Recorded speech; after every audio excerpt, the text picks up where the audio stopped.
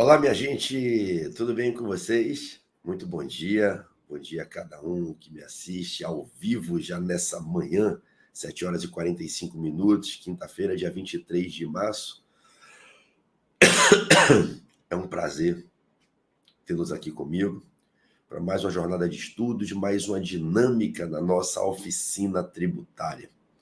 Daremos sequência ao treinamento que estamos empreendendo de forma contínua, quase que diária, a gente aqui resolvendo casos concretos, identificando peças processuais, identificando teses do direito material e treinando técnicas de redação da petição. Hoje, eu, junto com vocês, resolverei a questão de número 10 da nossa dinâmica de identificação de peças e teses. Essa questão de número 10 faz parte do tripé, né? Questões 9, 10 e 11, que eu trouxe no domingo passado para essa semana. Fizemos no domingo a leitura da questão, das questões, identificamos a peça processual, o juízo competente e deu uma pincelada na questão de mérito. Agora é a hora de fazermos a análise mais aprofundada da questão de mérito, onde eu explico mais detalhadamente o direito material, ensino a tese, mostro onde encontrá-la na legislação, e então a gente redige essa tese, treinando a redação do tópico do direito para a petição, porque na hora da prova, se essa tese cair, vocês vão ter feito ela durante o treinamento igualzinho. Estamos juntos? E aí é só jogar na hora da prova, que a gente vai fazer aqui hoje, e você acerta a questão. Beleza? Bom, a vocês que me verão em reprise a posteriori, recebam meu carinho também, tá? Porque eu dou bom dia aqui para a galera que está ao vivo, né? Mas eventualmente é boa tarde, é boa noite, é boa madrugada, é bom fim de semana para você que vai estar me assistindo aqui na nossa oficina tributária em reprise, né? Tamo junto? Tamo junto. Bom, eu tô vendo que tem uma galerinha comigo, né? Edenilson, lá de Aracaju, Beth, Fábio, tá como Flávio aqui, né? Eu não sei se é Flávio ou Fábio, Zé Saulo, Débora, Cacá Lustrosa, ou seja, aquela minha tropinha de elite, Alana, Renatinha, Alice, já está todo mundo acordado aí, né, para começar o dia junto com o PB, fazendo a nossa dinâmica. E eu já vou trazer aqui o slide da questão 10 para a tela, para a gente trabalhar ele. Vamos lá. Opa, vamos nessa. Né? Então, só um segundo. Espera aí. Pronto. Questão 10 na tela. Vamos nessa. Sociedade PB foi intimada sobre a penhora de imóvel que é sede do seu estabelecimento comercial. Desculpe, Sociedade PB foi intimada da penhora sobre o imóvel que é sede do seu estabelecimento empresarial, na execução fiscal ajuizada pelo Estado X, cobrando ICMS contra a mesma. No caso, trata-se de ICMS cobrado sobre contratos de comodato de máquinas, nos quais a executada empresta máquinas e utensílios a clientes e parceiros comerciais, ficando os comodatários obrigados a devolver os bens após o período de tempo combinado. O exequente cobrou o ICMS sobre o valor dos bens emprestados. 10 dias após intimada da penhora, a PB contrata seus serviços advocatícios para ajuizar ação, em que se possa produzir as provas necessárias no curso do processo e que viabilize a sua defesa, objetivando a extinção da execução. Diante desse cenário, responda: qual a peça processual deve ser apresentada no caso concreto narrado? Qual o juízo competente para receber e julgá-la? Qual a tese que deve ser apresentada no mérito para defender a sociedade PB? Deixa eu só corrigir aqui o slide. para defender a sociedade PB.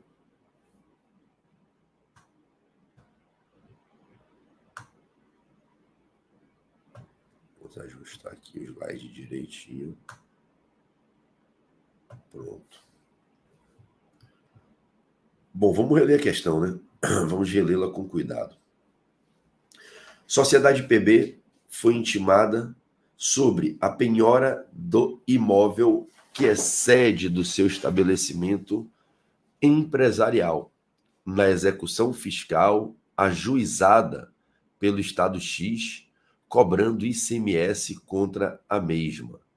Já tem a execução fiscal, cobrando ICMS, o exequente é o Estado X, e a sociedade PB, reexecutada, teve imóvel que é sede do seu estabelecimento empresarial penhorado, e ela já foi intimada da penhora.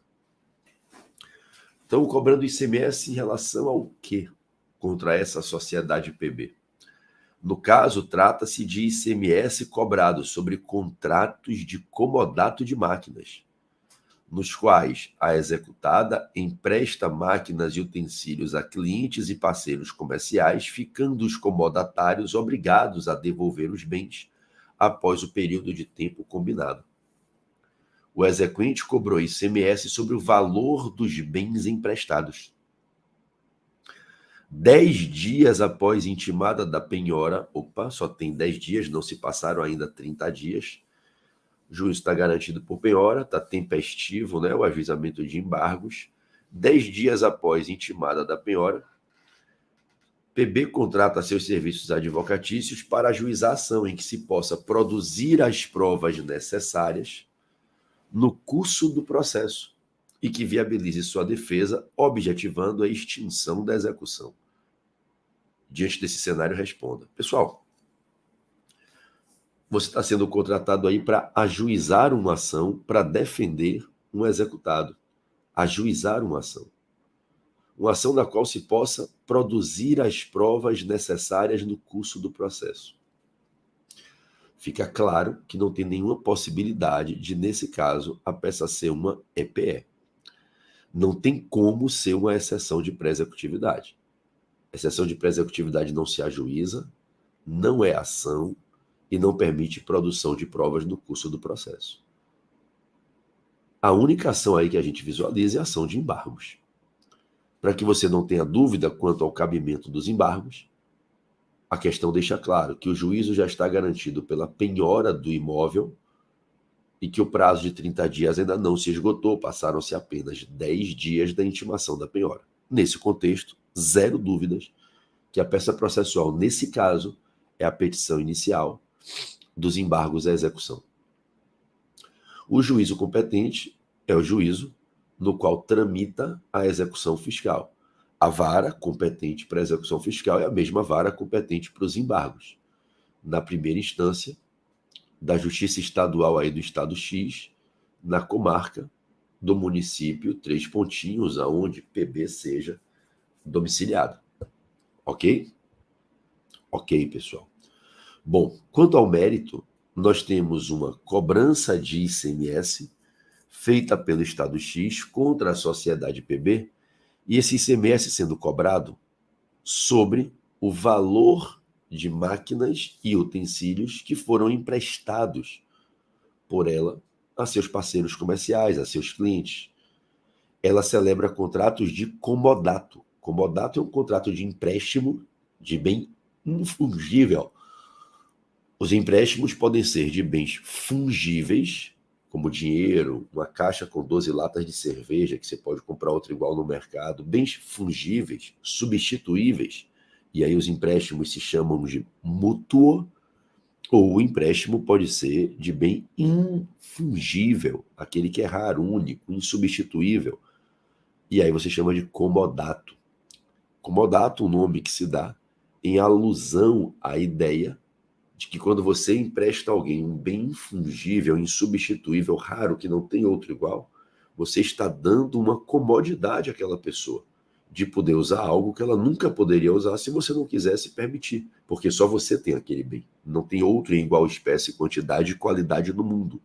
Então você dá a comodidade de possibilitar o uso de algo que nunca seria utilizável se não fosse pela sua vontade.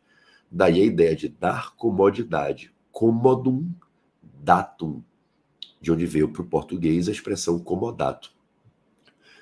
Aula de tributária, mas você também aprende direito civil. PB é cultura, não é?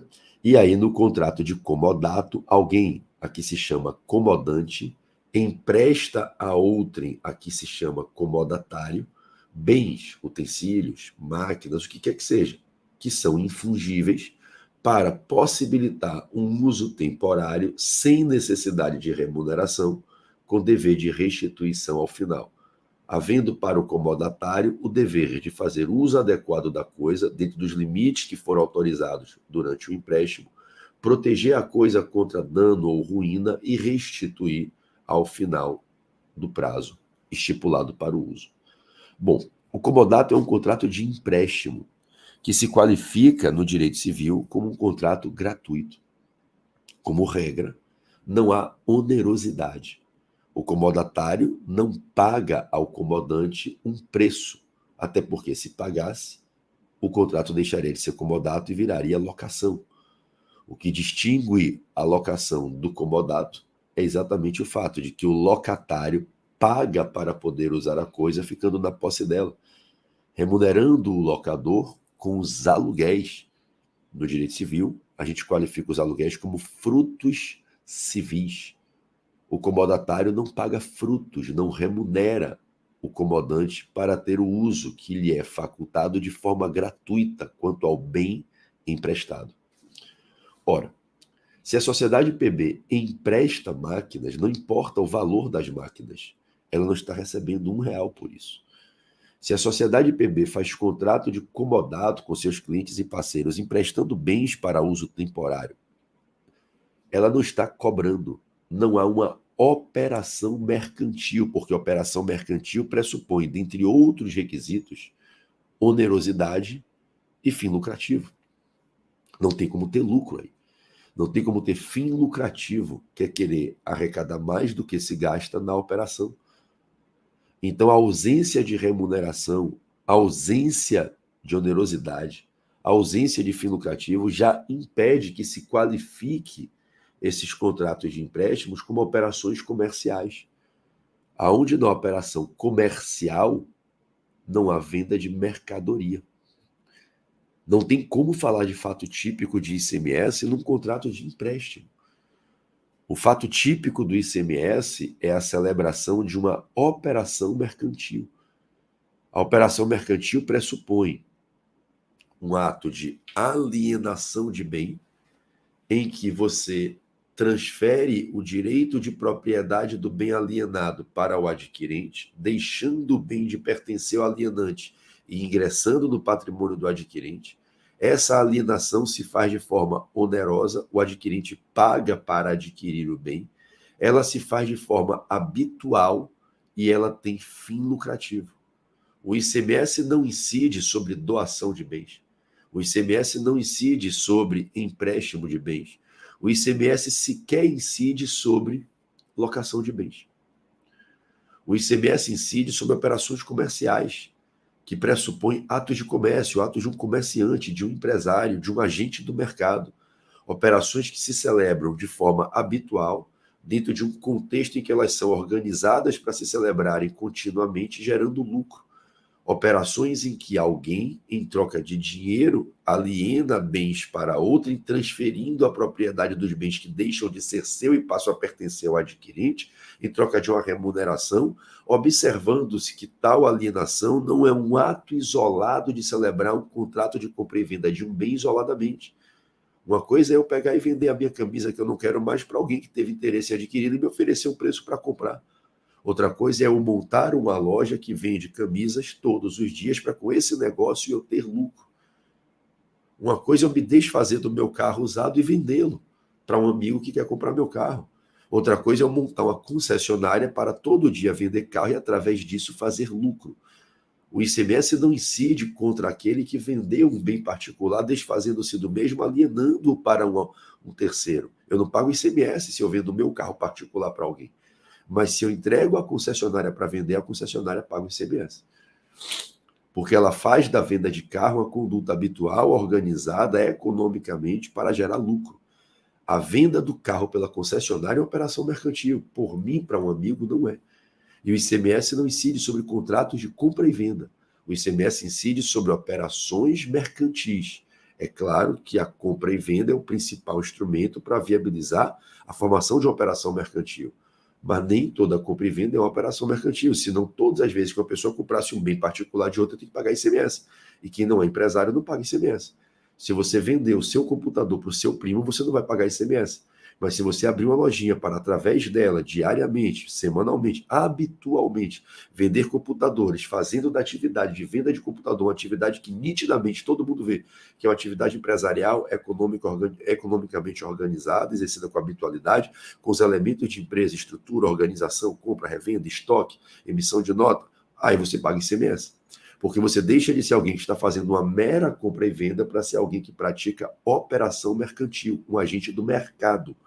O ICMS é um imposto sobre operações que promove a circulação de mercadoria e não a venda isolada de um bem. Se esse bem não é qualificado como mercadoria, ele não é tributado com ICMS. O ICMS incide sobre venda de mercadoria. Eu só posso chamar de mercadoria um bem quando ele é vendido dentro de um contexto mercantil, comercial. Se eu pegar um relógio meu e vender para você, eu não vou pagar ICMS. Mas uma loja que vende relógios, vendendo relógio todos os dias, ao vender esse mesmo relógio para você, pagará ICMS. Eu não faço da venda de relógio uma atividade empresarial. A loja faz da venda de relógio sua habitual atividade empresarial com a qual ela tem lucro e se sustenta. Eu não me sustento vendendo relógio. E não é proibido que eu venda um bem pessoal meu para quem eu quiser. Só que ao vender um bem pessoal esporádica e isoladamente, eu não estou me tornando um empresário vendedor de bem.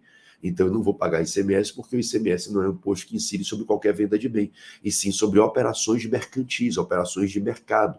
O alienante tem que ser um mercador, um agente de mercado, um fabricante, um produtor, uma distribuidora, uma subdistribuidora, um varejista, um importador, alguém que faz dessa atividade de vender uma atividade habitual, organizada, de forma onerosa é a operação, transfere a propriedade para o adquirente e faz isso com fim lucrativo. Não incide ICMS sobre contratos de comodato. A1, porque não há onerosidade nem fim lucrativo.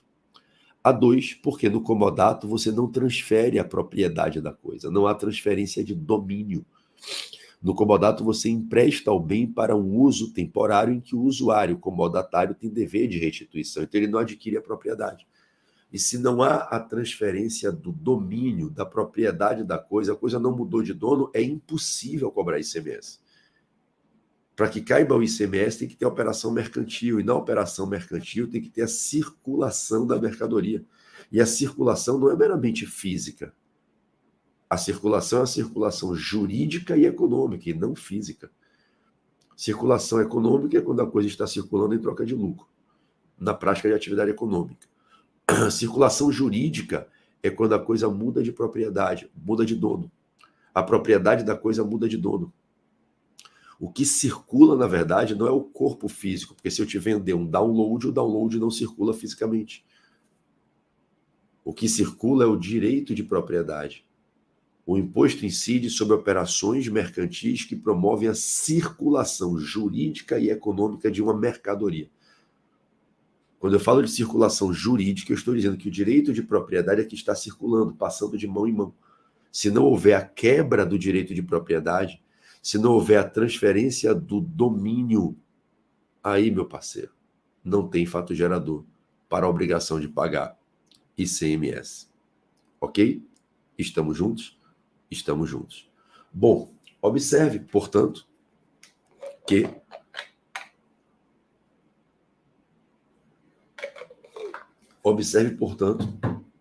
que para que haja fato gerador da obrigação de pagar ICMS, você precisa ter uma operação mercantil. A operação mercantil tem pressupostos, e no contrato de comodato não estão presentes esses pressupostos. Quais deles? Transferência do domínio, onerosidade e fim lucrativo. Beleza? Qual é o fundamento de mérito para dizer que não cabe o ICMS cobrado pelo Estado X contra a sociedade PB? O Estado X tributou uma conduta que não é fato gerador da obrigação de pagar ICMS. O Estado X tributou um fato atípico para a hipótese de incidência do ICMS. A conduta celebrada pela ré-executada, autora embargante, não é fato gerador. No caso em tela, inexiste relação jurídica obrigacional tributária para fins de pagamento de ICMS. Não existe relação obrigacional tributária. Não existe um vínculo tributário entre o Estado e a sociedade PB. Ela não praticou um fato que gera relação tributária. O fato dela é um fato atípico para a hipótese de incidência. E por que não tem fato gerador? Porque não se celebrou uma operação mercantil. Contrato de comodato não é operação mercantil. E por que comodato não é operação mercantil? Porque no comodato não há onerosidade, não há fim lucrativo e não há transferência do domínio. Ok? Estamos juntos? Sim, estamos juntinhos e misturados. Beleza? Beleza. Bom, vamos lá. Antes de colocar isso no papel, eu vou só tirar a dúvida aqui do meu amigo Edenilson, tá? O amigo Edenilson faz uma pergunta. Professor, uma concessionária vendendo um carro usado, nesse caso, incide ICMS? Bom, depende. Depende. Você tem que saber, você tem que analisar qual é o tipo de parceria que ela fez com o proprietário do carro usado.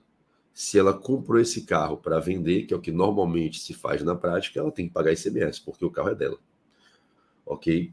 Então, o normal é que as concessionárias comprem os carros das pessoas para revendê-los, venda de usados.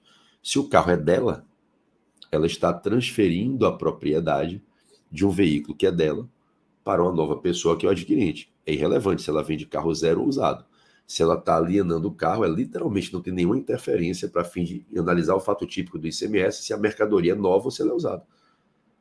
Nenhuma importância isso. Tá? Então, no momento que a concessionária compra o veículo do antigo proprietário, se tornando proprietária, o antigo proprietário que vendeu para ela não vai pagar ICMS, porque ele está vendendo um carro pessoal, particular, para a concessionária. Não incide ICMS.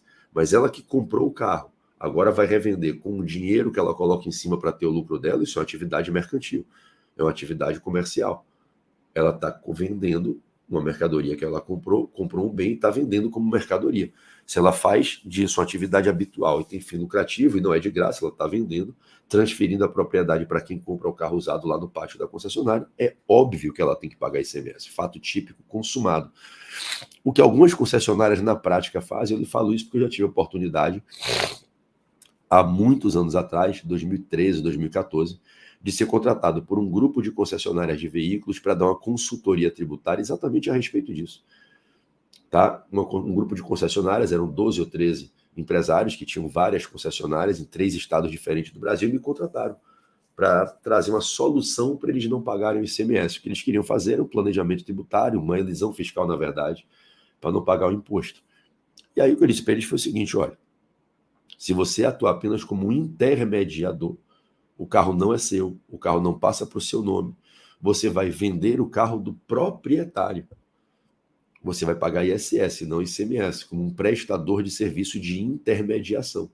Você estará apenas sendo um corretor, um intermediador entre a venda do proprietário do veículo que não vende para você, para o adquirente.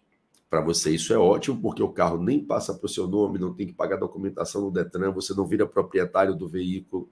O carro pertence ao proprietário. Você está intermediando a venda usando a sua estrutura, o seu pátio para expor o carro, o seu leque de captação de clientelas, que o proprietário talvez não tenha esse leque de pessoas. Aí o contrato que você está celebrando é um contrato de intermediação entre o proprietário do veículo e o novo adquirente. Você não comprou o carro e nem revendeu, você intermediou. Obviamente que nessa situação não há fato típico de ICMS. Há fato típico para fins de incidência do ISS. Lembremos-nos que o ICMS normalmente incide com alíquota mínima de 7% nas operações internas. O ISS tem alíquota máxima de 5%. O ISS tende a sempre ser mais barato que o ICMS. Ocorre que, na prática, muitas concessionárias não topam fazer esse tipo de negociação, Porque do momento em que se aproxima comprador do titular do veículo, obviamente que eles conversam entre si e aí corre-se o risco de o comprador comprar direto do proprietário, pagando mais barato. Se o proprietário quer vender o carro usado dele por 70 mil, a concessionária vai cobrar 80, 90 para ela ter o ganho de capital dela. Entendeu? A remuneração que ela recebe pelo serviço prestado é exatamente o ganho de capital entre o valor que o proprietário do veículo está pedindo e o valor final pelo qual ela viabilizará que a venda se celebre. Então, o proprietário do veículo chega na concessionária e diz: eu quero vender meu carro por 70 mil. Ela fala: eu vou arrumar o cliente para comprar, vou botar um valor em cima de 70 e o que eu botar em cima de 70 mil. E aí ela intermedia a compra e venda. E o ganho de capital dela é a diferença. Bom, ela tem que pagar ISS em cima da diferença, que é o que ela foi remunerada, comissionada por essa venda, você entende? O cara quer vender o carro por 70 e ela capta um cliente para comprar por 90. 70 vai para o proprietário, que é o valor que foi combinado, e 20 fica para ela. 20 é a remuneração dela. Então, na verdade, ela ganhou 20 mil para intermediar o contrato da venda de um carro que seria por 70, terminou sendo por 90. E o consumidor adquirente do veículo pagou os 90, sendo 20 a comissão da concessionária. O ISS incide nesses 20 mil, nesse caso, ok? Ocorre que nesse tipo de negócio, em que você deixa de pagar o ICMS para pagar o ISS, há um risco de você não conseguir fazer a venda, porque às vezes o proprietário e a pessoa que tem interesse em comprar terminam dialogando e fecham por fora o negócio. Aí o proprietário vai lá, tira o carro da concessionária, às vezes paga um valor pequeno fixado por aluguel do espaço para exposição do carro, tipo R$500, R$1.000, e depois vende o carro por 70 para o camarada. E a concessionária que venderia por 90 deixa de ganhar os 20 mil. Então, é um negócio arriscado. O próprio proprietário, quando deixa o carro na concessionária, ele fica com medo de deixar o carro lá e depois tomar uma volta da concessionária, a concessionária não dizer, né, dizer que não conseguiu vender, enfim, ele prefere vender o carro. Fala para a concessionária: eu quero 70, eu lhe vendo, você fica com o carro e depois você vende por quanto você quiser. Então, eu, por exemplo, se eu fosse vender o meu carro usado com a concessionária, eu ia vender, eu não ia querer viabilizar que ela intermediasse. Minha amiga, você quer comprar meu carro? Eu lhe vendo por 70 e você revende por 90. Eu estou lhe vendendo por um preço menor porque eu sei que você quer ganhar dinheiro em cima. Eu poderia vender, meu carro vale 90. Eu lhe vendo por 70 para ter dinheiro rápido na mão e você vende por quanto você quiser. Então, quando eu vendo o meu carro para a concessionária e ela revende, ela paga ICMS. Bom, é isso. Vamos lá. Lhe dei em alguns minutos uma consultoria gratuita aqui. Eu cobrei R$30 mil para fazer uma consultoria dessa para um grupo de concessionários, ensinando a eles como trabalhar com ICMS e ISS, mostrando os riscos dos negócios. E aprendi muito com eles, que eles me passaram várias questões da expertise e da prática deles. A advocacia tributária é linda, né? Para quem empreende, para quem aprende e empreende, né? Empreender o seu serviço advocatício, você aprender a conquistar clientes, aprender a oferecer o seu serviço, ter um bom portfólio, saber se portar no mercado, e você monta o seu leque de clientes. Em 4, 5 anos você começa a já estar respirando bem, né? Já está mudando o seu patamar de vida na advocacia tributária. Vamos lá. Vamos fazer a redação da tese de mérito. Vamos para a parte da peça agora, tudo bem? Para a gente fazer essa redação aqui em conjunto, eu e vocês, belezinha? Deixa eu jogar aqui na tela o próximo slide, que vai ser o slide em branco, para a gente jogar no papel a narrativa desse fundamento jurídico, dessa fundamentação jurídica, tá certo? Eu e vocês aqui fazendo em parceria. Vamos lá. Deixa eu só ter a certeza que vocês já estão vendo o slide aí na tela. Tá na tela, né? Tá. Vamos lá. Então, deixa eu vir aqui para a minha área de digitação. Vamos nessa. O caso em tela versa sobre cobrança indevida de ICMS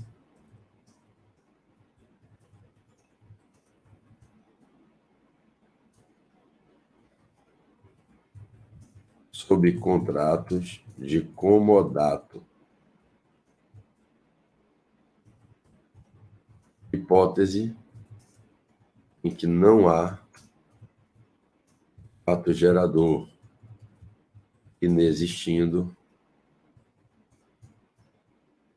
relação jurídica obrigacional tributária.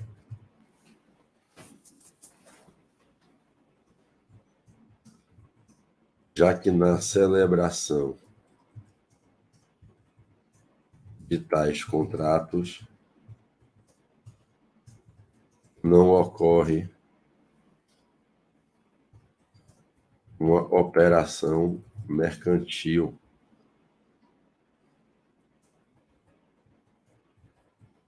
súmula 573 do STF,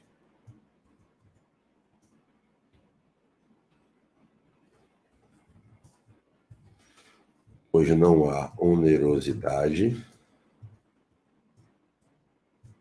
fim lucrativo e nem se tem a transferência do domínio dos bens emprestados. Os bens que são apenas emprestados. O caso em tela versa sobre cobrança indevida de ICMS, sobre contratos de comodato, hipótese em que não há fato gerador, inexistindo relação jurídica obrigacional tributária, já que na celebração de tais contratos não ocorre uma operação mercantil, súmula 573 do STF, pois não há onerosidade, fim lucrativo e nem se tem a transferência do domínio dos bens que são apenas emprestados.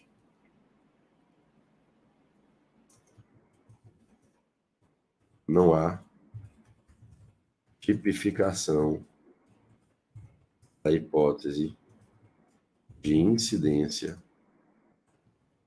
do imposto. Vamos botar artigo 155, inciso 2 da Constituição, que diz sobre o que incide o ICMS, né? Operações que promovem a circulação de mercadoria ou prestações de serviços de comunicação ou transporte intermunicipal ou interestadual. Não há a tipificação da hipótese de incidência do imposto, conforme narrada no artigo 155, inciso 2 da Constituição, eu vou botar aqui, e artigo 2º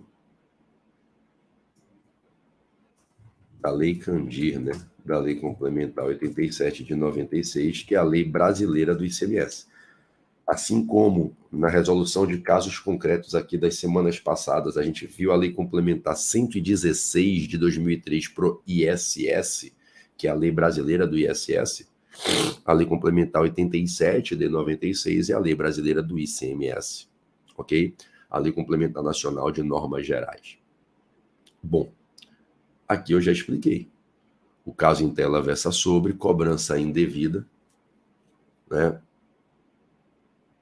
Porra, 2 vezes sobre ficou foda, né? O caso em tela versa sobre cobrança indevida de ICMS sobre contrato de comodato. Então vou tirar esse versa sobre aqui, galera, para não ficar feio, tá?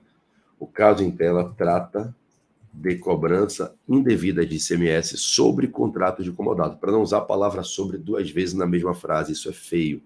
Uma boa técnica redacional, você repetir palavras num curto intervalo de tempo, tá? Então, o caso em tela trata de cobrança indevida de ICMS sobre contrato de comodato. Hipótese em que não há fato gerador, inexistindo relação jurídica obrigacional tributária, já que na celebração de tais contratos não ocorre uma operação mercantil, súmula 573 do STF, pois não há onerosidade, fim lucrativo e nem se tem a transferência do domínio dos bens que são apenas emprestados. Não há tipificação da hipótese de incidência do imposto. Eu já consegui dizer tudo aqui em relação a esse primeiro mérito. Não incide ICMS por causa disso. Mas tem uma outra questão de mérito para ser abordada. Foi feita a penhora do imóvel que é sede do estabelecimento comercial. E a gente já aprendeu, né? A gente sabe, a gente já aprendeu aqui em conversas anteriores que tivemos, como regra, não se deve buscar de forma prioritária a penhora do imóvel que é sede do estabelecimento comercial. Como regra, a penhora deve recair sobre outros bens do fundo empresarial desse fornecedor. Somente de forma excepcional é que se pode penhorar a sede, o imóvel que é sede para funcionamento do estabelecimento comercial. Essa regrinha está no artigo 11, parágrafo 1º da Lei de Execuções Fiscais. Artigo 11, parágrafo 1º da Lei de Execuções Fiscais. E aí a gente tem que ter muito cuidado, porque é possível a penhora de imóvel que é sede, tá? Estabelecimento comercial. É possível, é legítima a penhora. Súmula 451 do STJ. Todavia,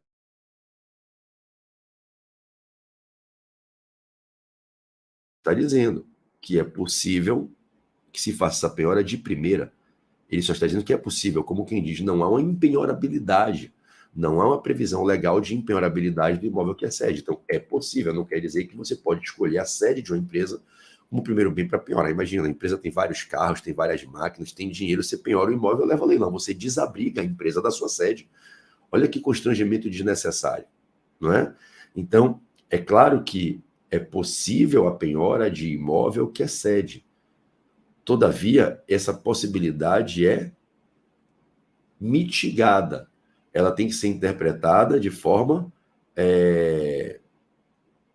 inteligente, porque eu tenho que conjugar o texto seco da súmula 451 do STJ, que diz que é possível a penhora de sede de estabelecimento comercial, com a regra da Lei de Execuções Fiscais, do artigo 11, parágrafo 1º, que diz que isso só pode se fazer de forma excepcional. Então, entenda, se eu posso fazer de forma excepcional, eu posso, mas só posso de forma excepcional.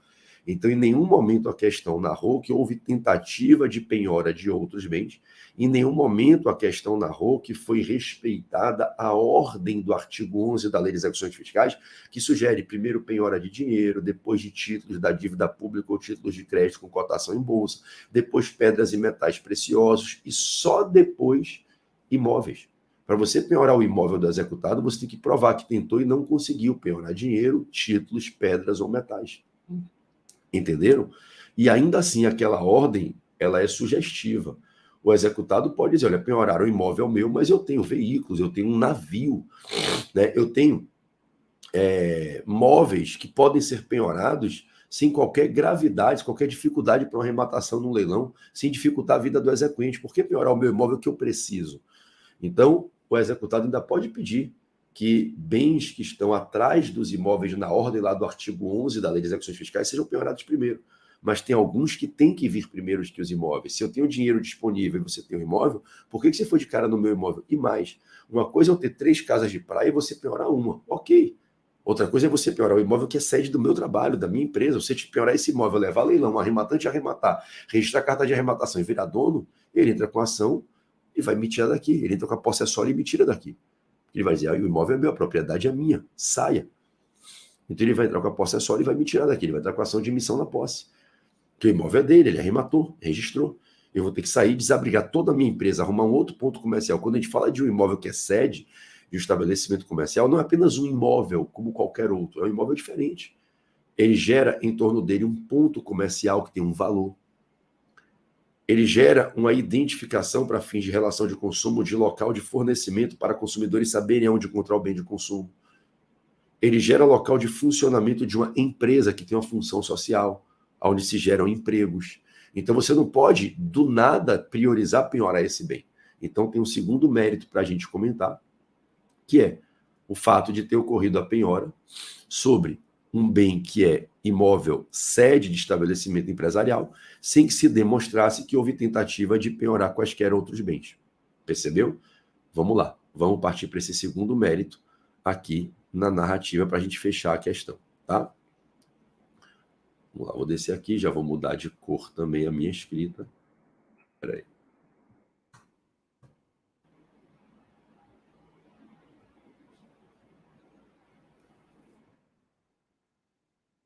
Indo além.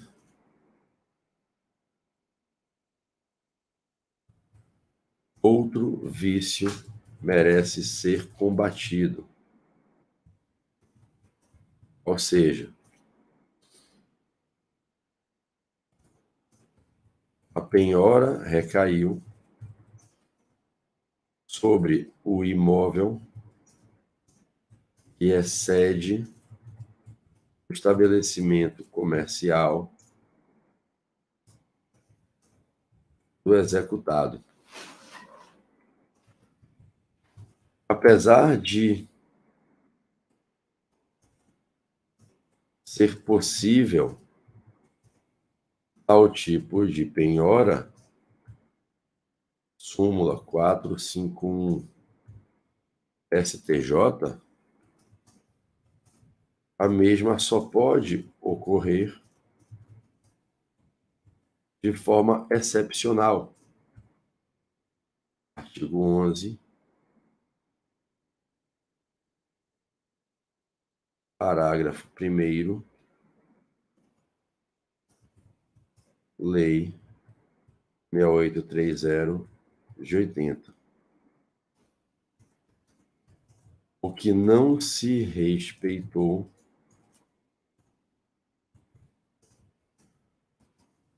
no caso em tela, pelo que deve ser cancelada a penhora sobre tal bem, buscando-se a constrição, para não falar penhora de novo, tá? Quando você quiser falar da penhora de bem, você fala da constrição de bem, para usar como expressões sinônimas. Tá? Buscando-se a constrição de outros bens do executado na forma do artigo 11 da Lei de Execuções Fiscais. Pronto. Fácil exposto que vem impugnar a execução através da presente via, né, e formaliza os pedidos adiante narrados. Tá aí o nosso do direito, tá? Bem escrito, tá? Do jeitinho que eu ensinei a vocês, de forma direta, objetiva, dando os artigos, mostrando as súmulas. Então, no primeiro parágrafo, eu já fui introduzindo de cara o primeiro mérito. O caso em tela trata de cobrança indevida de ICMS sobre contrato de comodato, hipótese em que não há fato gerador, inexistindo relação jurídica obrigacional tributária, já que na celebração de tais contratos não ocorre operação mercantil. Súmula 573 do STF, pois não há onerosidade, fim lucrativo, e nem se tem a transferência do domínio de bens que são apenas emprestados. Não há tipificação da hipótese de incidência do imposto, artigo 155, inciso 2 da Constituição, e artigo 2º da Lei Complementar 87 de 96. Indo além, outro vício merece ser combatido, qual seja, a penhora recaiu sobre o imóvel que é sede do estabelecimento comercial do executado. Apesar de ser possível tal tipo de penhora, súmula 451 do STJ, a mesma só pode ocorrer de forma excepcional.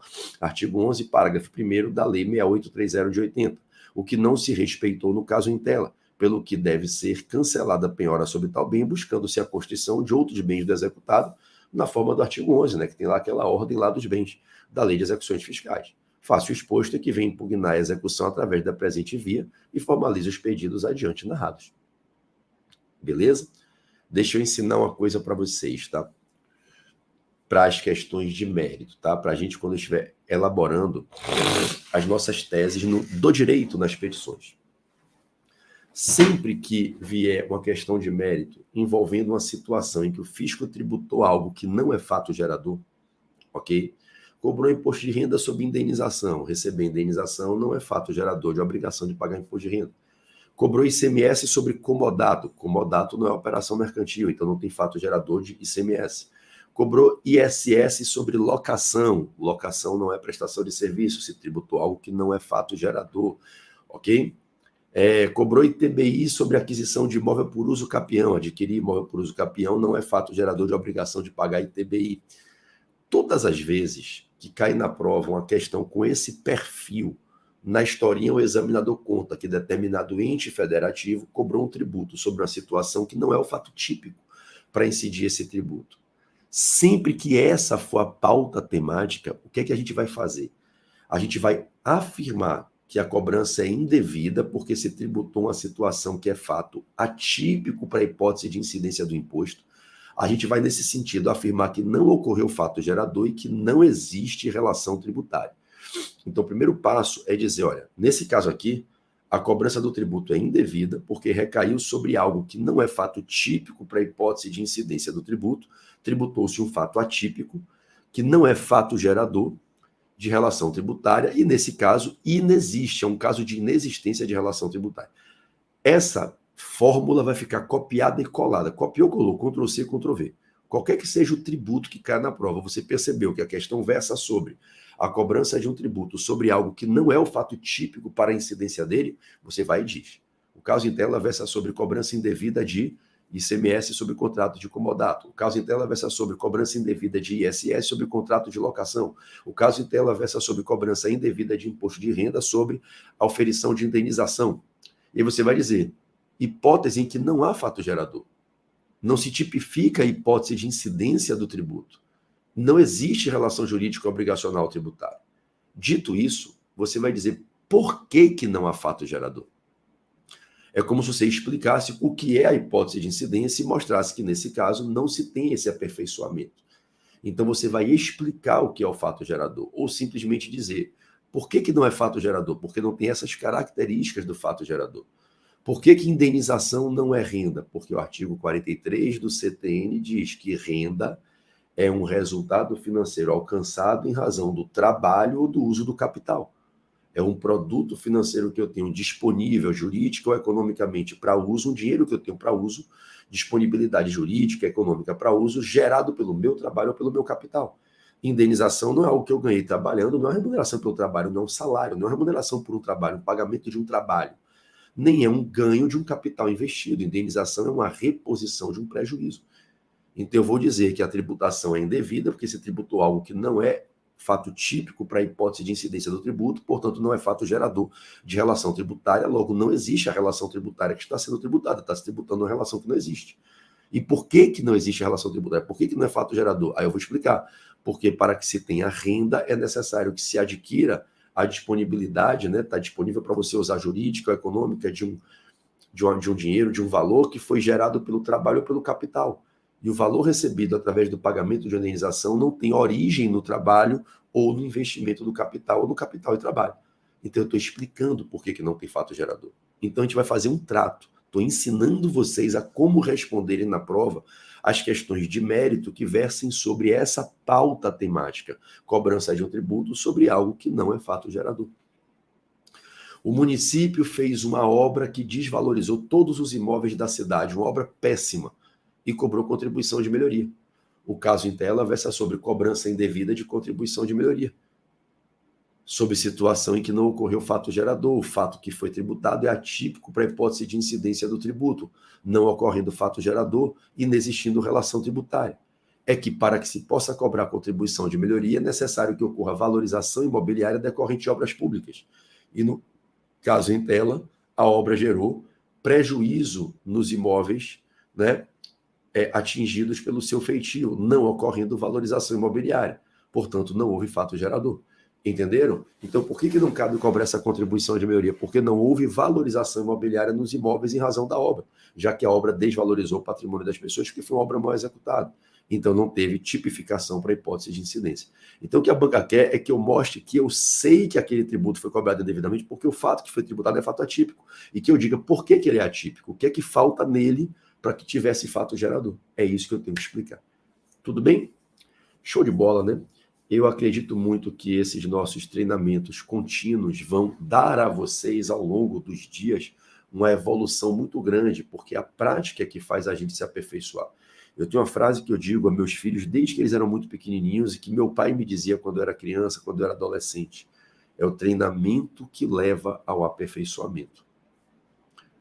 Treinamento é a atividade que transforma dom em habilidade.